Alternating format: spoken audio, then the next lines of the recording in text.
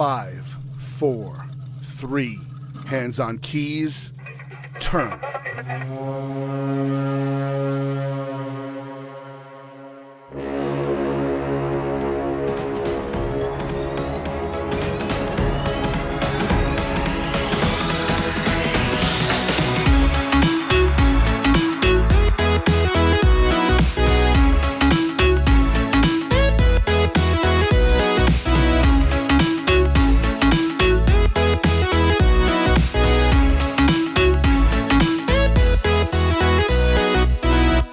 Greetings and felicitations. This is Michael Haspel, and welcome to our final episode about Conan the Barbarian, the 1982 John Milius film. And actually, we've concluded the part about the film. We're going to be talking about the legacy of Conan. Before we get too far into it, I do have a bit of housekeeping to do. On November 7th, I will be making an appearance at the Boulder Bookstore in conversation with Joseph Fink, who is known for Welcome to Night Vale and the Alice Isn't Dead podcast. His novel, the Alice Isn't Dead novel, comes out October 30th. If you have not been exposed to Alice Isn't Dead, it is a really great podcast. Excellent story. It's very well done. But we will be at the Boulder Bookstore on November 7th. I believe we start at 7 p.m., maybe 7:30 p.m. So having knocked that out of the way, I'm going to jump back into our Conan discussion. And when I was putting together the notes for this, I had a hard time thinking about how I was going to put this together because there really is a lot to cover and there's just a ton of different stuff. But I settled on chronologically because it's the easiest way to just get from point A to point B and bring us up to the state of Conan present day. So I'm going to peel back the mists of time a little bit and go both ways. We're going to leave 2018 and go back to 1982. And we're also going to leap forward about, 10 or 15,000 years from the Hyborian age to 1982.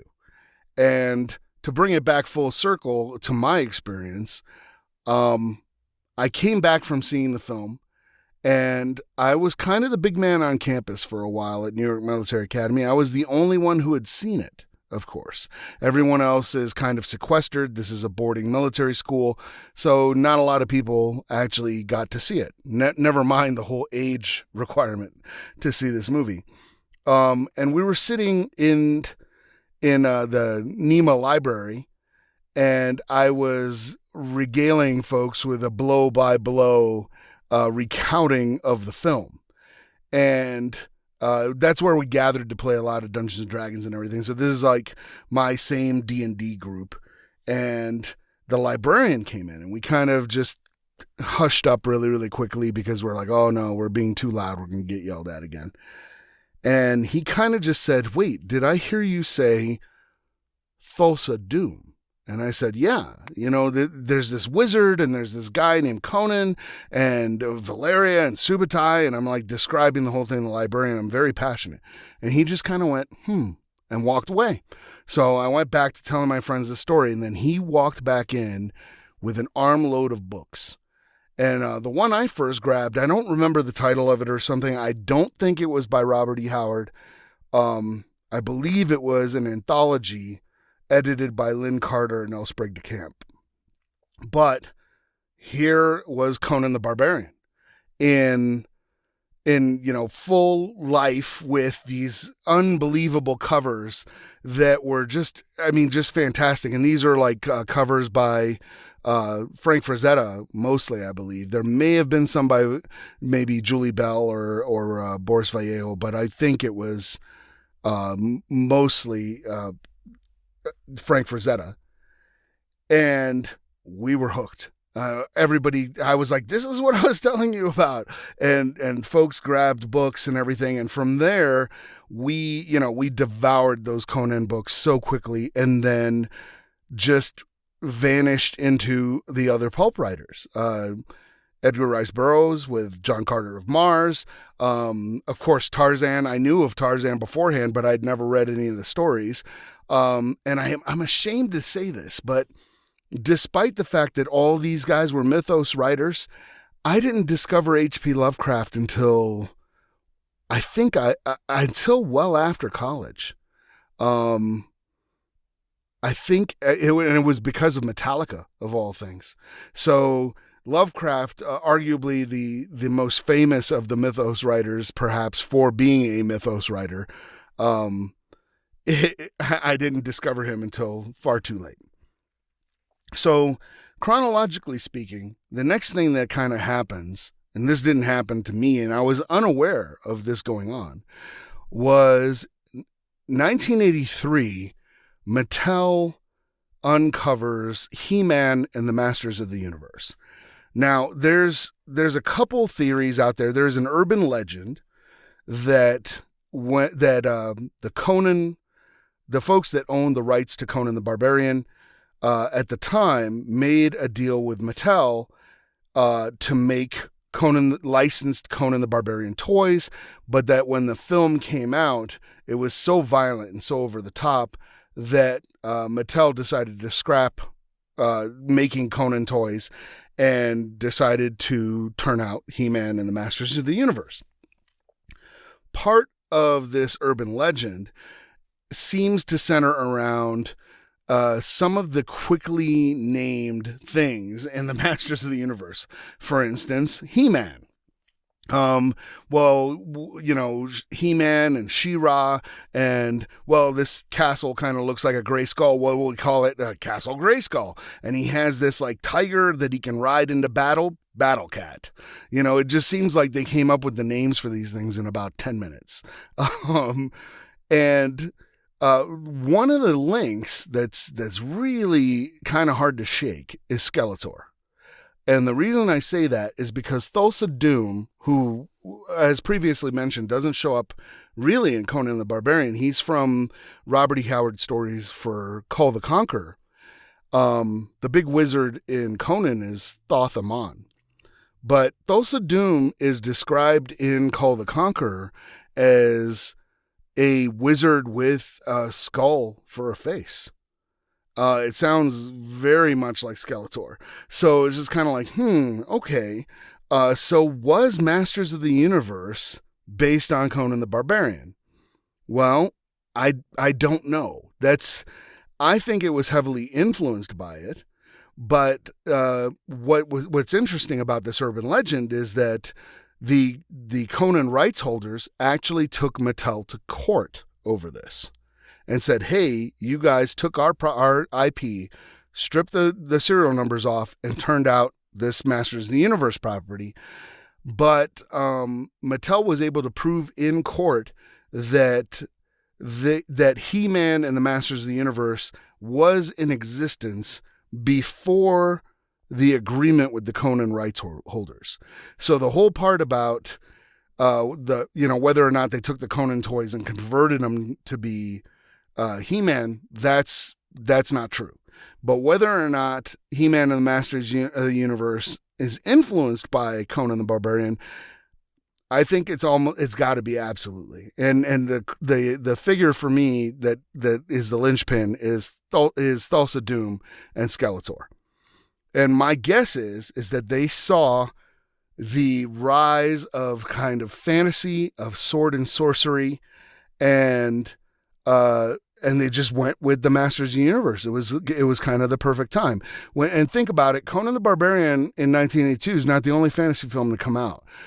We've got a couple of years before that, John Boorman had this incredible Excalibur film, which if you haven't seen it, you need to seek it out. It's got young Helen Mirren as Morgana, and she is just absolutely fantastic. She steals every scene she's in. She's really good. And then, we also had the Beastmaster that came out, and that was, low budget and everything, but also very influential. So there, and I know I'm skipping a couple, but I'm just thinking those are the big three that come to mind. So my guess is that Mattel saw the rise of, hey, there's this fantasy rise coming up, and we need to jump all over it. An interesting fact also is that She-Ra has actually been rebooted, and it will debut on Netflix. I want to say November 16th. I'm not entirely sure about that, but it's in November. It's very, very soon that we will be getting a new She-Ra.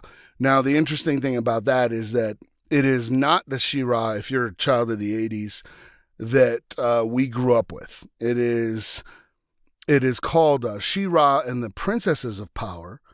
And She-Ra is a lot younger in this one, and I think it is targeted towards kids based on everything that I saw. Now, granted, you could say, well, the Masters of the Universe was targeted towards kids before too, but yeah, this is like way younger of a target audience. But moving on, we get to 1984, and we get Conan the Destroyer. Now, this is a much maligned film. And unlike, I think, Milius's 1982 film, where I said it was much maligned but didn't deserve to be, this one deserves to be. It was up for some Razzie Awards. It has not held up well. It's still fun in a really, really campy kind of way. This film was not directed by Milius. It was directed by Richard Fleischer, has some returning alumni from Conan the Barbarian. We don't get Jerry Lopez as Subutai. Mako returns as the Wizard of the Mounds, who now has a name, Akiro. We also get Sven Ole Thorsen, who is back in the movie, but obviously not playing Thorgrim. He's hiding his face most of the time. And then we get Tracy Walter playing kind of this thief and everything. It has a very D&D feel to it. He's kind of a rogue. We get the inimitable Sarah Douglas, who's playing kind of this like evil queen who doesn't seem evil at first. And for those who don't know who Sarah Douglas is, she played Ursa in Superman 2. She was like second in command to Terrence Stamp's Zod, and she was just phenomenal in Superman 2. She's okay in Conan the Destroyer, but I would argue that the best character actress in the world could not save what she was given to work with. We get a very, very young Olivia Dabo. I don't know how old she is in that movie, but I would be saying if she's 16, that'd be old. And it was like her big debut. So she's all since that movie, honestly, she held a special place because I was just like, man, she's just really cool. So seeing her show up playing an Irene Adler kind of character to D'Onofrio's Detective Gorin on Criminal Intent was just great. Of course, like 20 years later, which is just bonkers. But we also get Grace Jones as this kind of warrior that gets attached to it, and Wilt Chamberlain as Olivia Dabo's head bodyguard. Unfortunately, it seems like they were trying to recreate the thing that Jerry Lopez and Sandal Bergman and Arnold Schwarzenegger were all really athletes. They weren't really actors in the 1982 version. I think they were trying to recreate that, but it just didn't work for a number of different reasons. One of which is that the film substituted a lot of violence for comedy, and that really did not work well. One of the things was that Dino De Laurentiis believed that Conan the Barbarian would have made a lot more money. I think it made about 40 million domestic at the time and maybe another 50 million worldwide. He felt that it would have made way more money if it had been less violent. So, when they decided to make Conan the Destroyer, they substituted a lot of the violence, introduced a bunch of comedy, and they went from a rated R to PG. Now, granted, this is 1984 PG. PG-13 did not exist yet, if I remember correctly. And in fact, like the Beastmaster is PG. And if you've seen that movie, you understand that it would be an R today. Like even it doesn't have a whole lot of nudity and stuff, but it has situations that you're just like, yeah, this is not a PG movie. But yeah, the swordplay in it is noticeably lacking. You get in one of the very first fights of the film, you get Arnold fighting against this guy who's trying to kidnap the princess Olivia Dabo, and they're very much attacking each other's weapons rather than attacking each other. It's very stilted. There's a lot of posing, which is great. If you it shows off Arnold's physique and everything, but there's a lot of posing and changing stances with swords. And then it starts with a lot of the swinging flourishes, like spinning the sword around his body and everything, which became a signature of kind of Conan the Barbarian. It became a thing now that folks do. When in the 1982 film, the swinging flourishes he does almost exclusively when he's practicing a kata. There might be one part in the Mountain of Power where he does it, but he's definitely not fighting somebody while he's doing it, because that's a good way to get killed. The other significant thing on there is that they have this kind of god that they're trying to resurrect. That's the Sarah Douglas's character. That's her whole motivation for sending him out to get this horn of Dagoth. They put it in the statue, and Dagoth comes to life, and they're expecting him to reward them, But in true mythos fashion, Dagoth doesn't care and just starts like killing everybody. Andre the Giant wound up playing Dagoth, which is a nice little thing. And if you look around on the internet, there's actually a really cool photo of Arnold standing between Wilt Chamberlain and Andre the Giant. And Arnold looks like a kid. And it's a really cool picture. They're just towering over him. And then from there, and Conan the Destroyer was actually somewhat successful. They also brought back Basil Polidoris to do the score. It is not as good or as memorable as the Conan the Barbarian score. However, I will say this, that in the 1982 Conan the Barbarian score, Conan doesn't have a theme song, in the sense that, like, when Indiana Jones comes on screen, he has a theme song, that plays, and hey, Indy's doing his thing, or even James Bond, all these other iconic characters. In the 1982 version, Conan does not have a theme song, which for movies of that era is kind of unusual. In Conan the Destroyer, Basil Polidoris gave Conan a theme song, and it's kind of the theme of Conan the Destroyer, and it's actually really good. But it plays as a theme, and it's one of the saving graces of that film, is that we get that little piece of music and everything. So after that movie came out, they were supposed to roll into the third film of the trilogy called Conan the Conqueror. And that went rapidly into development hell. If you actually want to see that film, there's an artifact that exists as another film. Apparently, the screenplay for Conan the Conqueror was rewritten and readapted as Kull the Conqueror. And you'll remember that was a film that came out starring Kevin Sorbo, fresh off his Adventures of Hercules. I have not seen it, so I cannot vouch for its quality or if it's good or not. Anyway, 1 year after Conan the Destroyer, Dino De Laurentiis rolls into yet another sorcery film, which we can't talk about Conan without bringing up Red Sonja. And this is widely regarded as a horrible, horrible film. It is worth seeing for the camp value alone. Arnold Schwarzenegger refers to it as the worst film he's ever made. And considering that Commando is in that group, and a couple other, Hercules Goes to New York, that's really brutal that he calls it that. Now I'm just gonna take a quick segue to talk about Red Sonja and the character of Red Sonja and who she is. So there's two different Red Sonjas. There's Red Sonja, spelled Sonja, and that is who we're going to be talking about 99% of the time. And that is the Hyborian kind of warrior who wears famously a chainmail kind of bikini outfit and has a flowing mane of red hair. And then there's Red Sonja, spelled Sonya.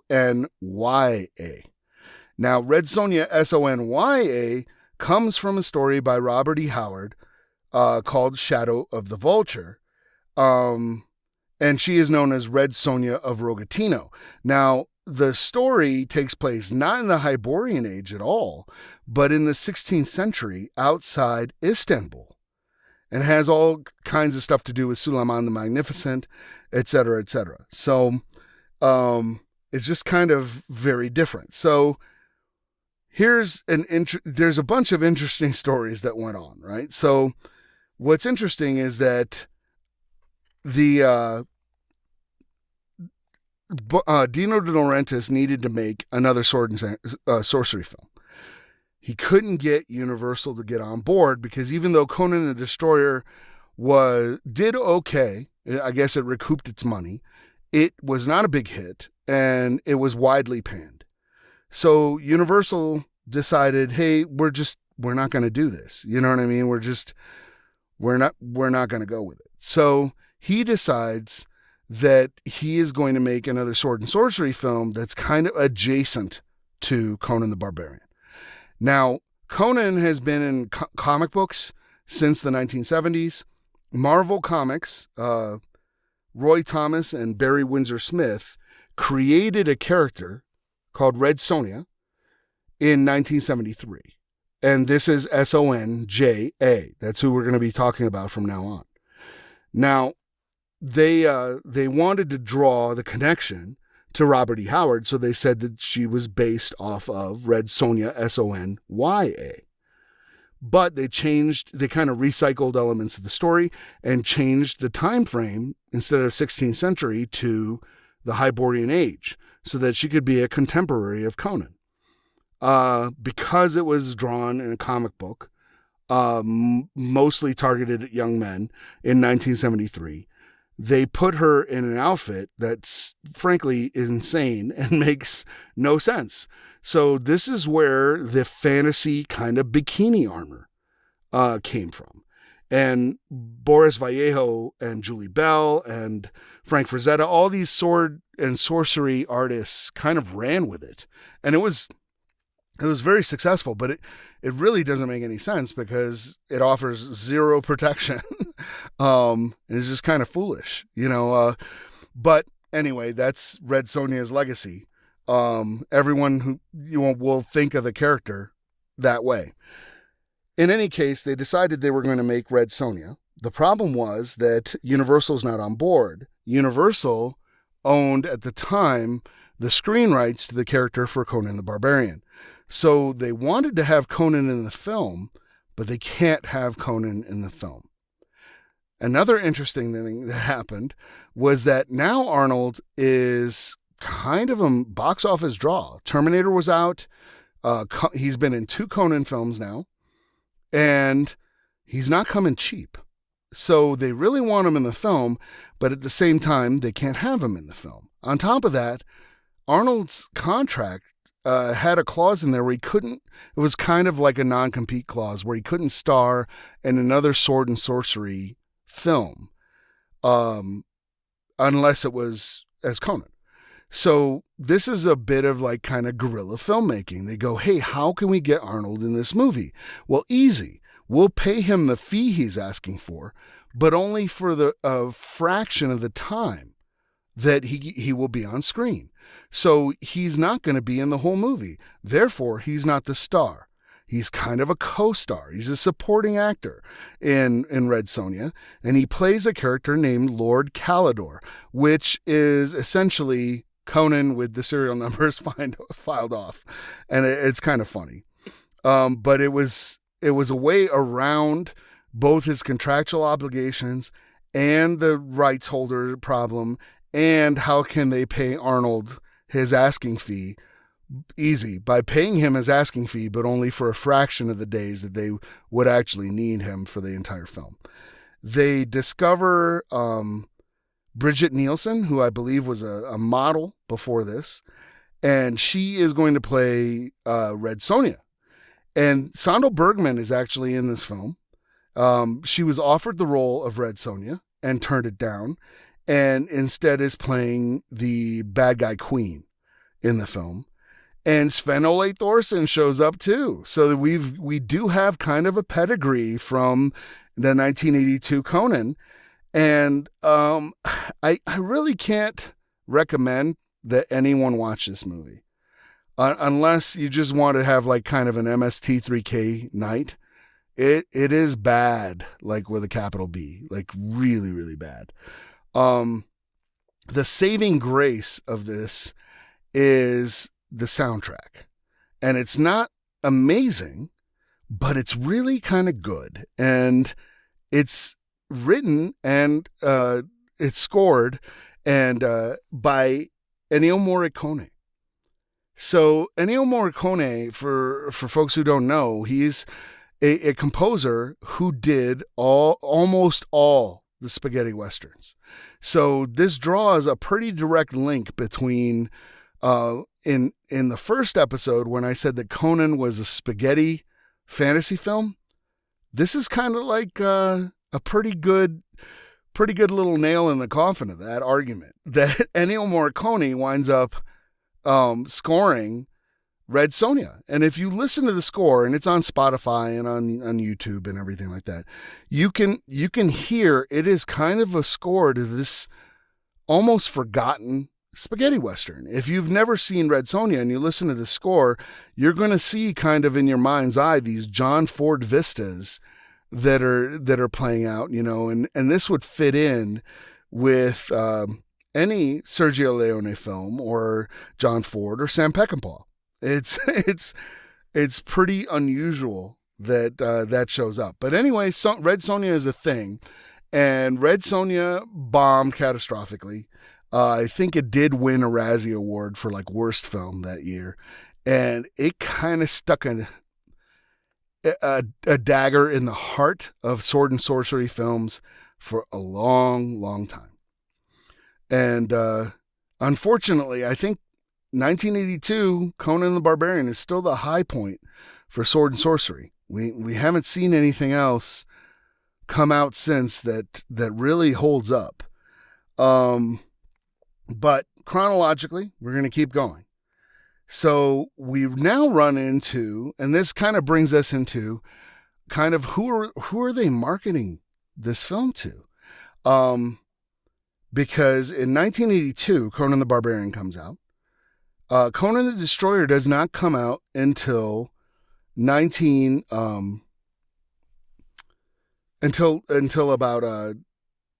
1984. So in the middle of this gap, we have a weird show called The Adventures of Conan, Sword and Sorcery Spectacular. So this ran at Universal Studios. I believe it was just, I don't know if Universal was around in Florida yet, honestly. It ran from 1983 to 1993, so 10 years, which is pretty impressive for a theme park kind of attraction stunt show. At the time it came out, it was the most advanced show of its kind. They brought back Basil Polidorus to write original music, and you can actually get this music. It's a bit synthesizer heavy because I guess they didn't get a full orchestra or something. But, and sadly, or not sadly, you can actually see the entire show on YouTube. There's a couple of videos where people have filmed the entire thing. I don't know when it was filmed or whether it was early or late. There's even behind the scenes footage of how they put this thing together. And it's actually pretty cool, but it had like, bunch of theatrical tricks, laser beams, fireballs, pyrotechnics, of course, stunts, and, sword fights and everything like that. There's a character in it that's kind of supposed to be Red Sonja. And then there's a character who's like this thief who comes in and confronts this wizard, goes and steals this like gemstone and lets this evil wizard loose, and the evil wizard's going to like kill everybody. And then he grabs this sword and says, by the power of Crom, and then turns into Conan. That sounds an awful lot like He-Man, doesn't it? So it's kind of this big circular things influencing one another. But again, the show I don't think holds up well, at least not on YouTube when you watch it. Then again, I mean, a lot of these stunt shows tend to be pretty cheesy. My favorite one is the Indiana Jones stunt show at MGM Studios in Florida. And that one's a little bit campy, but they kind of acknowledge that, and they hang a lantern on it, and so they get away with it. This one played everything straight, has a huge set, had a big fire-breathing animatronic dragon that came out of a pit. Pretty insane. But that ran from 1983 to 1993. We also get a cartoon called Conan the Adventurer. It ran from 1992 to 1993, and it had 65 episodes. And I'm like, wow, that is a ton of episodes. And it just brings me to a quick segue. 65 episodes is the number of episodes needed for syndication. That's with any less episodes than that, they won't syndicate it. And perhaps the most famous example of this is the American version of Robotech. So Robotech, when they brought it over here, they needed 65 episodes. They did not have 65 episodes. So they took 3 different Japanese anime and melded them together. And it was like Super Dimensional Fortress Macross, Super Dimensional Cavalry, maybe Southern Cross, and Genesis Chamber Mospedia, if I remember correctly. And they mashed all those together and came up with what Americans know as Robotech, which is greatly different than the Japanese Macross Robotech. So, but in any case, they also had a Hasbro toy line tie-in that was very similar to He-Man. And this Conan, the Adventurer, saw Conan trying to free his parents from the lizard men of Volusia, which is kind of weird. And he had some young sidekicks, some young people with him. That yielded another cartoon called Conan and the Young Warriors in 1994. But that only had 13 episodes. It ran as an older Conan as a mentor. So now, coming up around 1994, 95, around that era, we got the Adventures of Hercules, with Hercules, played by Kevin Sorbo, and I don't remember his name, but Aeolus, who was his buddy. Of course, spun out of that, more famous than the Adventures of Hercules, is Xena Warrior Princess, which was just huge. These were kind of low budget shows that,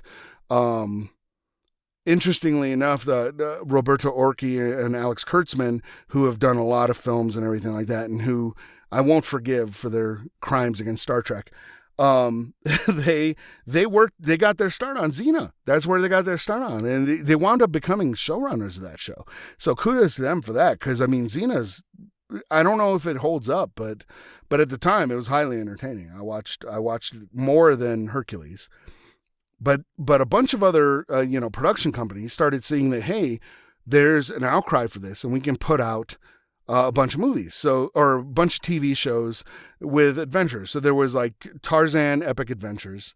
There was the Adventures of Sinbad. There were, a bunch of different shows like that.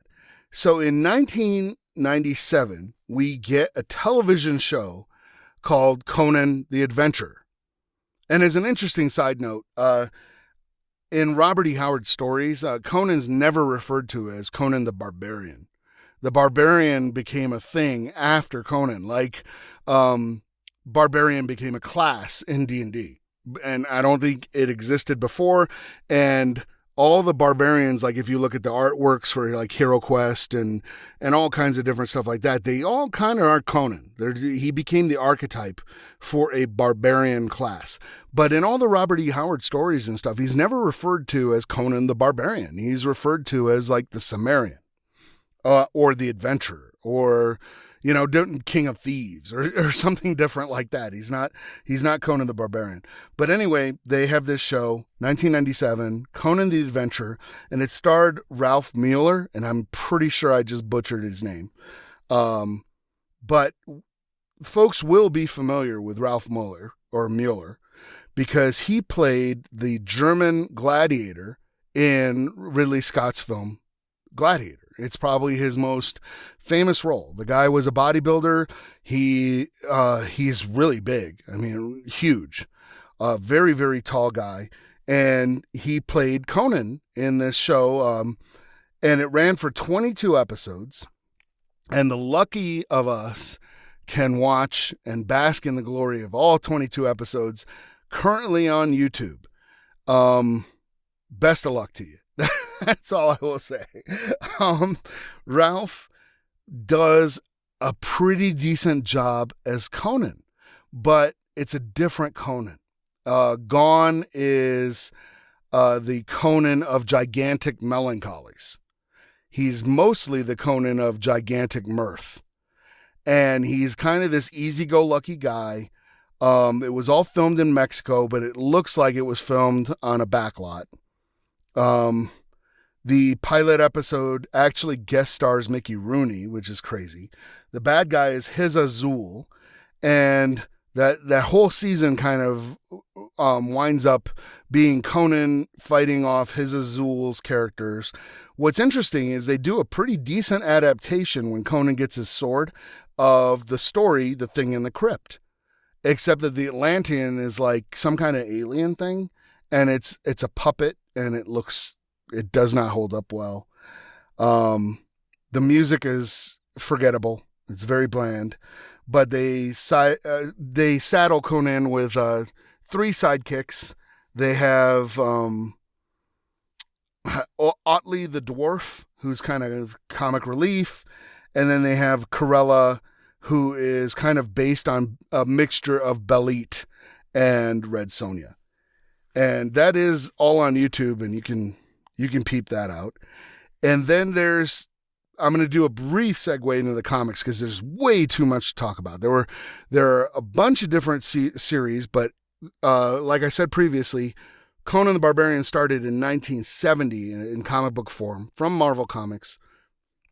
There's multiple different series. It was actually a newspaper strip for a while, which is bonkers when you think about it, but it's pretty cool. The ones I would recommend are the Dark Horse comics that came out in 2003. These were adaptations of Robert E. Howard's stories, and they're really, really good. And the artwork is superior. They're kind of like Frank Frazetta paintings, but done in watercolor. I mean, it's just amazing. The artwork is really, really great. And Dark Horse ran with that for a while, but you can pick up the trades of that, and I would recommend the Dark Horse early ones, at least 1 through 10 of the trades. They're excellent. They're very, very good. It starts off with the Frost Giant's daughter, and I think maybe the God in the Cup. But they're really, really good. And Marvel has just now regained the rights to Conan the Barbarian. And there is a side note thing that is not chronologic, but I have to talk about this because this is absolutely crazy. So those of us that like Conan the Barbarian, people might go, oh, this is kind of a backwards looking hero. So when I was researching this, I ran into something called Barack the Barbarian. And this has to be seen to be believed. This is an actual comic book.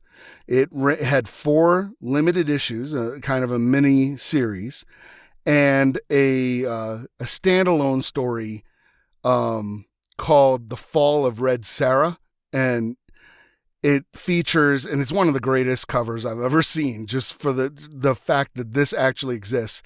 it features Barack Obama in a Conan the Barbarian type character outfit with Sarah Palin as Red Sonja. And I saw it and just went, this has got to be a parody. This can't exist. Somebody just made a cover and that's it, right?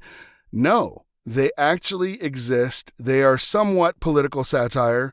Dick Cheney is basically Thoth Amon, and Barack Obama is Conan the Barbarian. And I dug into a little bit going, how is this possible that such a thing exists? And it's because former President Barack Obama is a big Conan the Barbarian fan and collects all kinds of Conan stuff. So go figure. And when he got into office, I guess this comic company, I don't remember the name of the comic company that made it, decided to honor that by making this limited series Conan or Barack the Barbarian comic book. So it is out there. If you Google it, I'm sure that as soon as I'm done recording this, I'm going to post these covers on social media because they are glorious. They're a special treasure. They're really, really cool. Unfortunately, on a more serious note, brings us to the resurrection of Conan in 2011 by Millennium Films. This is a film that famously starred Jason Momoa as Conan. Now, I think Jason Momoa did a really, really good job as Conan the Barbarian. Now, again, gone are the gigantic melancholies. You know, he's not very sullen throughout the film. He tends to be more happy-go-lucky, more gigantic mirth kind of thing. And it has a lot of problems. It started off very promising, but it starts off very similar to the 1982 Milius film with a raid on Conan's village, but it kind of backs up a little bit before that with Conan being born on a battlefield, which Robert E. Howard talks about, but he never really described it exactly how it happened. And that's how the film opens, with Conan kind of being forcibly C-sectioned from his mother on a battlefield. It stars also Ron Perlman, who, interestingly enough, voiced Conan in a 2007 video game by THQ. Instead of the voiceover by Mako, we get a voiceover by Morgan Freeman, which is actually kind of cool, except I don't think it really fits. Mako's, and I could be too attached to the original, but Mako's voice and style, I felt fit the Hyborian age better than Morgan Freeman. And we had Marcus Nispel was the director, but I guess there was a lot of controversy on the set. And it looks like a film that's made by committee, honestly. I think they reached a certain point on this and just went, let's just finish this and recoup whatever things whatever money we can. One person who does stand out in the film is Rose McGowan. Now Rose McGowan was actually up for Robert Rodriguez was going to make an adaptation of Red Sonja. And at the time, I think he was engaged to Rose McGowan. And there's a movie poster out there floating around somewhere. I don't know where it came from, probably pre-production, test or something that they put out to create buzz for the film of Rose McGowan as Red Sonja. And it looks really good. But nothing came of that. Rose McGowan winds up showing up in this Conan film, and she seems to know exactly what kind of movie this is, and she is chewing the scenery every chance she gets. But you can't take your eyes off of her. She is fantastic in this movie. She is over the top.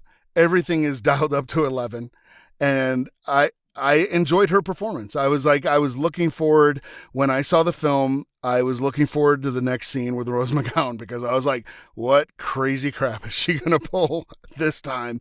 And she definitely I thought, did a really good job.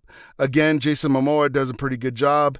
We get Nanzo Anansi as Artis, his kind of companion who doesn't do a whole lot in the movie other than like, he has a ship that can take Conan places. There's a guy who plays a thief. There's a pretty cool scene where Rose McGowan like calls up these earth golems or earth elementals, I guess you would call them. That is actually really cool, but it just uses way too much CGI and it just goes on forever. So the pacing is really off there. And then there's another scene once they get into the bad guy's castle that I call the dweller scene, because there's this kind of like dweller in the darkness, this kind of, it really reminded me of the Watcher in the Water from Fellowship of the Ring, only this thing is underneath some kind of a grid, not a grid, like a big grate. And there's people in like suspended cages that they drop down to feed the dweller. And that's kind of cool, but honestly, doesn't go anywhere. It's one of these meaningless action scenes that we talked about in one of the previous things where they just add this in to pad time, make sure the audience doesn't get bored. It doesn't go anywhere. There's no consequences, nothing. There is some huge guy that, I guess he's like a WWE. He was massive, very, very big dude that Conan has to fight. And what's interesting is a lot of folks did not like Jason Momoa as Conan because they felt he wasn't big enough. Now, we know you've seen him as Khal Drogo and as Aquaman. He's a big dude. You know, he's not small. But when Howard describes Conan, he never describes him as bigger than all these other guys. That came with like Schwarzenegger being cast. He describes Conan as very panther-like. That he moves like a panther, that he's lithe, you know, that, and so in that sense, Momoa is kind of a perfect choice. And then one of my mentors, Michael Stackpole, actually wrote the novelization for this. And I think he did a much better job than, he wrote a novelization for a much better film than what we got. So if you haven't seen the film, I would recommend picking up the novelization. It's like $7 on Kindle and giving that a read rather than watching the film. And it's a much better novelization book than the film is. And then of course there's a slew of Conan video games. There's collectible card games. There's 2 board games. One, Age of Conan by Fantasy Flight Games, is actually pretty good. I haven't played Conan Hyborian Quest, but Age of Conan by FFG is pretty good. There used to be an Age of Conan MMORPG. I don't know if the servers are still running. There is, of course, Conan Exiles, which is on Steam right now that you could pick up. There was the aforementioned 2007 game that came out for PS3 and Xbox 360 that was made by THQ and featured Ron Perlman as the voice of Conan. And that's kind of this like third-person button masher. It's okay. There's a couple RPGs. TSR even actually made a Conan RPG. There's a slew of GURPS books, and I'm a big fan of the GURPS system. So if you're looking for stuff to play for Conan, there is a lot of material out there. And now this brings me to like kind of the tragic part to our program. One of the big reasons I wanted to do the first segments of season 1 about Conan the Barbarian was because I had this theme that, hey, these movies in 1982 that came out in the summer of 1982 are being remade now. And sometimes they've changed the names, but all the influential filmmakers now, those are their favorite films. These films that came out in 82, and we're seeing it recrop up again in like Stranger Things, in the remake of It, all kinds of stuff like that. So one of the pieces of news that was out there that got me very, very excited was that Amazon had purchased, or commissioned, I should say, not purchased, a Conan the Barbarian television show based on Robert E. Howard's work. And they wanted the production levels to be on the same level as Lord of the Rings and Game of Thrones. And I got very, very excited about that. And I went, oh, finally, we're going to get some really good quality stuff. They even got Miguel Sapochnik, I think that's how you pronounce his name, who is a Game of Thrones director, to work with it. And Warren Littlefield, who worked on The Handmaid's Tale. So this is some real talent here and everything. And unfortunately, news broke about 2 weeks ago that Amazon has passed on that. That I guess they did the pilot, but didn't film anything, just put out the pilot script, and Amazon passed on it. And so we're not going to get a Conan series by Amazon. And that's unfortunate. And, of course, there are these other projects that are running around. Crown of Iron, which was the title that was attached to a John Milius version of a third Conan film starring Arnold Schwarzenegger. It was also, there was another title attached to it called Legend of Conan, which Schwarzenegger back in 2016 actually said that the script was complete, but that they were taking their time. Now, I know that Milius tried to bring a Conan adaptation, and it might have been Crown of Iron, to the screen back in 2002. And Warner Brothers at that point handed it to their two wunderkind at the time, who were fresh off The Matrix, the Wachowskis. And the Wachowskis were not interested in making another Milius-type Conan film. They wanted to turn it into their own thing, and Milius didn't want to work with them. So that kind of just fell apart. And then John Milius has since had a stroke, and he is dealing with cancer. So I think that the probability of us seeing another Milius Conan film is probably zero. And with the new Terminator films kind of bombing, not doing very well, and Arnold's getting way up in age, I don't think we're going to see Arnold Schwarzenegger reprise the Conan the Barbarian role, unless it might be as a bookend or something, like they used to do with the Young Indiana Jones series, where they had the older Indiana Jones kind of introducing the stories. I could maybe see Arnold doing that and then having a younger actor take over. But to be very honest, I think Conan is dead right now. And it is bad and sad news. I was trying to build up everything to go, yeah, we're getting this series from Amazon. And unfortunately, I think in this environment, Conan might just be gone for a really, really, really long time. So what we have to look forward to is we have She-Ra being rebooted for Netflix. But this is very much kind of a children's cartoon. I would have really dug kind of a live action She-Ra done in the vein of Xena or something like that. That would have been awesome. But that's not what we're going to get. And Millennium Pictures, the guys who made the 2011 Conan the Barbarian film, have announced that they've greenlit Red Sonja. So there will be another Red Sonja film. We don't have anybody attached to it right now. We don't know what's going on. The only person that's attached is Bryan Singer, who you guys will recognize being from all the X-Men films and Superman Returns. And he lately, I think he's a really good director, but lately he's been really embroiled in controversy for a number of different reasons, even coming off this Bohemian Rhapsody film that just opened. So I don't know if Red Sonja is actually ever going to see the light of day.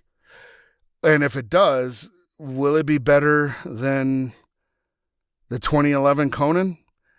I don't know.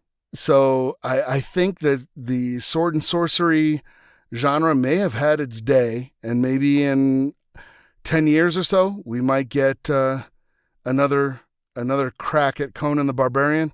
But I think we've got the 82 Milius film and Basil Polidor's incredible score. So I will leave you with this. So did Conan return the wayward daughter of King Osric to her home, and having no further concern, he and his companions sought adventure in the West. Many wars and feuds did Conan fight. Honor and fear were heaped upon his name, and in time, he became king by his own hand. This story shall also be told, just not anytime soon. This is Mike, out. Here we stand, open arms. This is home where we are, ever strong in the world that we made. I still hear you in the breeze, see your shadows in the trees, holding on, memories never change.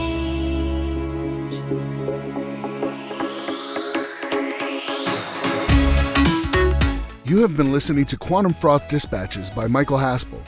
Music and other cues are provided by The Fat Rat. The song you're hearing is Monody, featuring Laura Brem. If you would like to support the podcast, please visit www.patreon.com/QFD. Thank you for listening, and we now return you to your mundane reality.